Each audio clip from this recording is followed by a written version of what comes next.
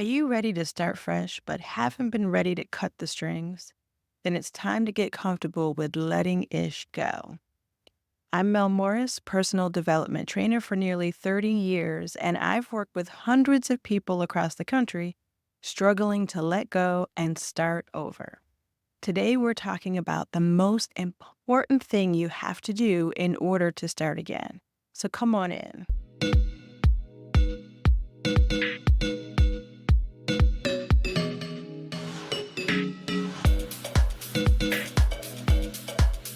Welcome back into the Learn, Love, Live You series. We've been through a lot of learning together, and I hope all your growth is feeling really good. Okay, last week we talked about changing things up and looking at the world in fresh, new ways, even when it feels silly, so that you get comfortable in seeing there's always another way to push ahead. I want to make sure you're feeling good about finding those possibilities because this week we're moving into our final phase of growth or mature energy, as I like to call it. We're closing the doors to the past is crucial to moving forward. This week we're talking about rebirth energy, which is twofold. It starts with endings and leads to beautiful new beginnings. Now, in tarot, this energy comes in the form of the death card, which can freak people out because we generally think about death as being scary and permanent. But I want to give you a little more insight into what death, in terms of our energy, is really all about. So, let's start with talking about endings. Now, endings can feel very heavy, scary even, because it means letting go of something familiar. Even situations that are hard or overwhelming often feel easier than endings because you know what to expect in that situation. And not knowing what's on the other side can feel more intimidating. So think about working at a job that you hate. Maybe your boss is a jerk, the hours are too long, the workload is impossible, or you're not getting the support that you need day in and day out. So you wake up mad that you have to deal with the foolishness, and maybe you've tried to make changes that never quite panned out. Why do you stay? Like most of us, you probably have bills to pay and need the money.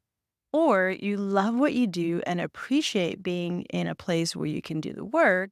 You just wish certain pieces would change.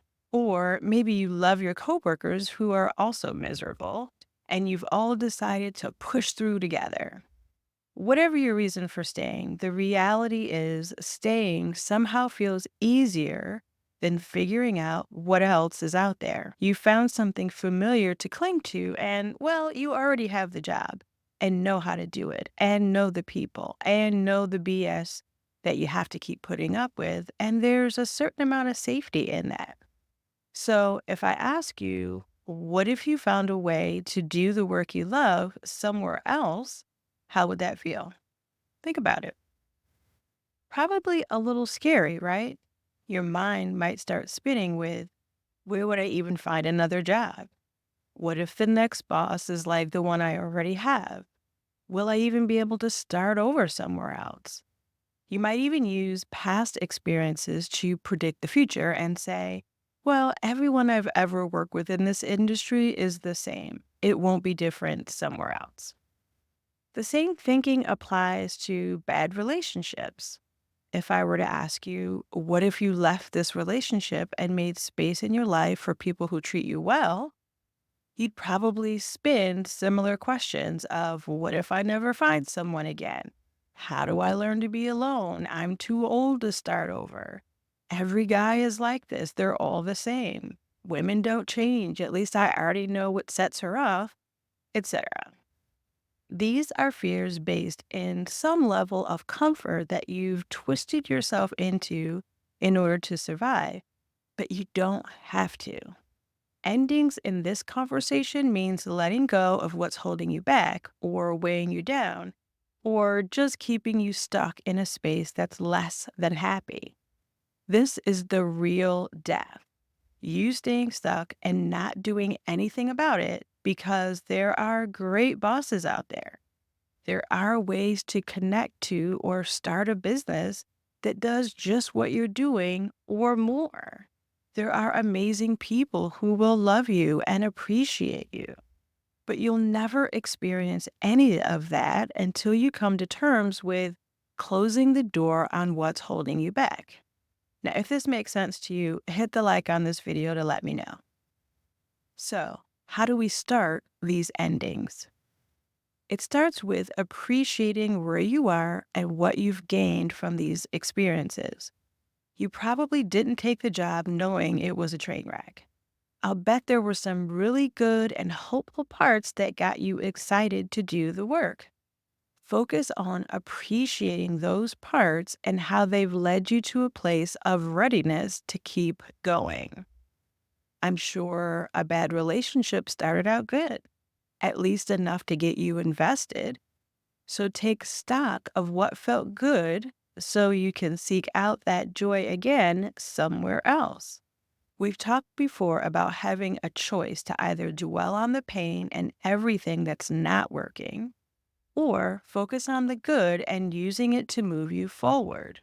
You have a choice. You just have to choose you. And once you choose yourself and your happiness, you will begin to realize that there's a whole world of good just on the other side of this door that needs closing.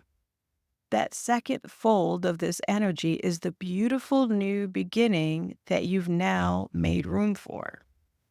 Rebirth is literally born again, your chance to start fresh without the baggage that's been weighing you down. Instead of wondering, where would I even find another job? Or what if the next boss is the same?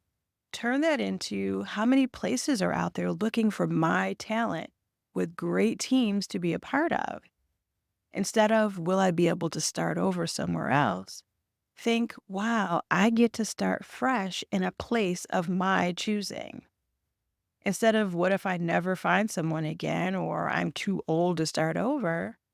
It's, I get to meet a world of amazing people who want to grow with me in this next phase of my life. Because, listen, no one is the same as your last partner. Every one of us is different, and a lot of us are awesome.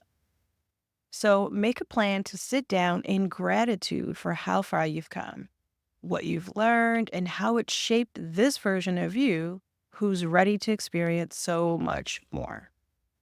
Also, write down what you're letting go of: fear, a person, a job, whatever it is, and make a little ritual of releasing it. You can burn the paper that you wrote it on, flush it down the toilet, or bury it in your backyard.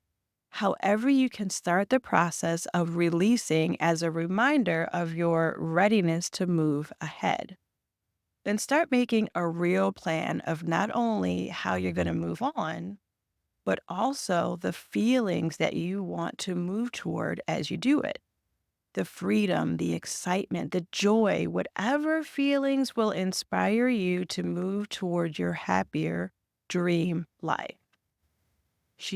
I know this might feel heavy, but you can do it. I believe in you. And I can't wait to see the happier version of you shine through. Now, as always, if you need help with this or any of the other energies, or you need some one-on-one support from me, make sure to reach out. I'm here to help. All the links are down in the description. Now, next week, we'll move into a warm space of blending your abilities, your hopes, and dreams once you've closed the door to the drum with flow energy. And if you haven't already, make sure to grab the book and the workbook that will walk you through each of these energies and give you simple, practical tools to practice these skills in your everyday life. That's it for this week. Thank you for continuing this journey of growth with me, and make sure to hit subscribe and get notified when the next videos come out. That's it. I'll see you next time. Stay magical, y'all.